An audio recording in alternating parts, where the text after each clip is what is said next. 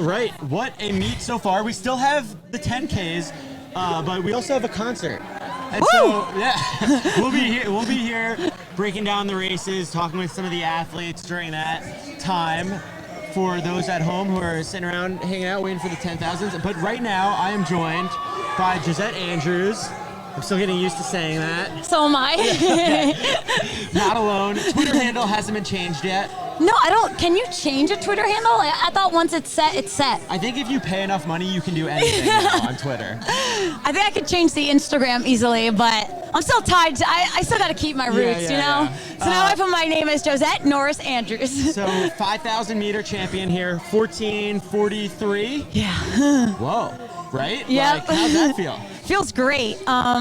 I felt like I was ready to run in the 1440s, and this week has been a little crazy with Alicia getting COVID, and then right before the race, Danny dropped out from pacing. So I was like, oh no, how is this gonna go? But Dathan just said to wait until the last mile if I felt good, or the last 800 if I wasn't feeling too hot. So I kind of went with a mile, I think. So. Well, yeah. So your last mile, what did we say it was? We did the you math. Said 4:34. 4:34. Yep. 2:12 last 800. That's, I mean, quick times on their own, let alone at the end, and you were doing it pushing up front. Is that what you wanted to do? Are you happy to be the one winding up the race, or would you rather sit and hang out? I was definitely a little bit nervous. I didn't want to lead for the whole, the last 3K, so I think I was accepting the fact that I was going to really push that last mile and have some work to do, even if we were off pace. So I trusted that I had that miler kick in there, so I really wanted to. My goal was if I can run the last lap in a 60, then I'm set. So that's always the math, right? Yeah. You're like, all right, if I just run a 60, then that would be good. Yeah. So you said 2:12 for the last 800. So really happy with that. My legs were trembling the last 50 meters. I definitely pushed myself harder than I have in a really long time. It hurt. So we're here. We got you on the screen. I think this is 1K to go. Oh yeah, we're about to hit where there's a mile to go. Oh, we're gonna hit where a mile to go. Okay. It was right before a mile to 1,800 go. to go. Yeah. You take the lead. Yep. I also didn't know that Whitney was pacing. Oh, you thought she was in it? I thought she was in the race. I actually did too. But then it was pretty aggressive, so I said, is there a chance? To be honest, this race was a little confusing with so many moving parts, but you adjusted? I adjusted and just focused on the last part. Okay. This was scary a little bit with this big pack right behind me. I remember I was like, oh boy, here we are, here it goes. A lot of pressure at this point. I'm here to keep it honest. Cause Ellie flat tired me a couple times. Did she? Yeah, and I was like, oh no. Fully? Did the back of the heel come off? No, my spike was good, but it hit You're me. You're like, on spikes work. Yeah, on spikes work. So 1,600 to go. You're feeling good, obviously, because as Dathan said, if you feel good, you can go with a mile. Yep. If not, wait to 800.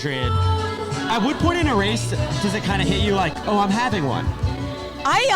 Through 2 miles, I felt really good. I felt like I hadn't tapped into another gear, so I was confident I would have another gear. It was just a matter of does anyone else also have it? So it's just a little bit scary running from the front, but I looked at the board a few times, and I just was like, I'm just gonna keep pushing it and pushing it. I don't know if the last mile was all just a progression. I think it was, and I thought I could maybe break it open a little bit. I don't know when it really broke open though.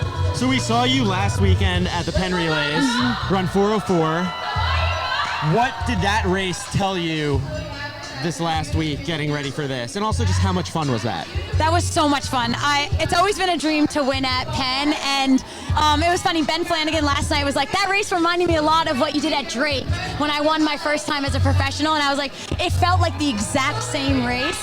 So it was just really special to be back home on the East Coast, and we definitely were prepping for this race more, so that running 4:04 and having that big of a gear just made me feel really confident going into this race because I knew I was more prepared for a 5 than I was for a 15. I feel like that's kind of been the story for you the past couple of years. It's like 15, 5. Yeah. Are you now falling in love with the 5? After that, if it always goes that well. I think it's just I'm so drawn to the 15 because you can do it so many more times. You can go to Europe. And you can race racing. back to back. That is the most fun I have, running the Diamond League 1500. So it's hard, and I would love to get into a Diamond League 5K. Maybe I'll get a chance, but yeah, Dathan I don't know. We don't know what to do. I love the 15. So here we are. We're coming up on 1 lap to go. I want you to just go. Call your own race here, the last lap. So this is the last lap.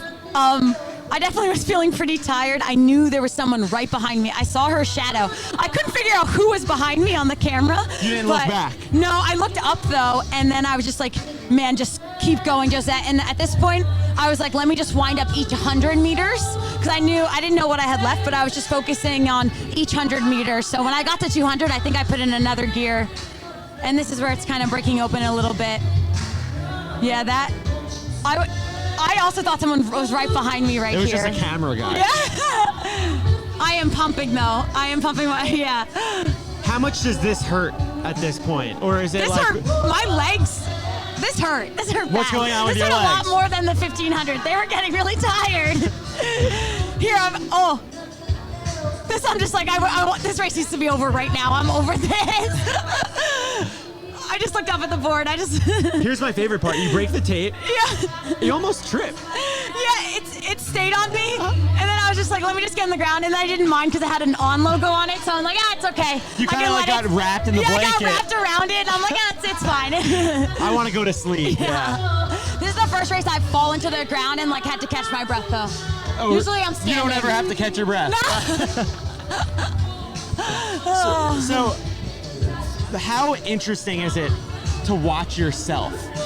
Are you one of those athletes that's like, once a race happens, you set it, forget it? Like, I'll never read anything I write again. Like, once it's published, I'll never go back. I don't like rewatching the interviews, but I'll rewatch the races. You're doing great right now. Oh, thanks. Yeah, the interviews make me, I'm like, oh no, my voice.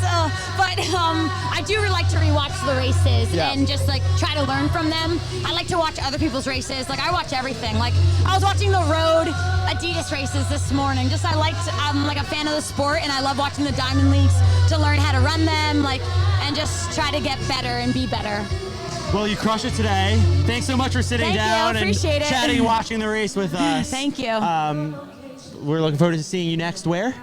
I don't know yet. I'm trying to get into some races. Yeah. Text me when you find out. Okay, I'll let you know. All right. Well, congratulations. Thank you. Go enjoy the concert. Thanks. Yeah, I'm waiting on.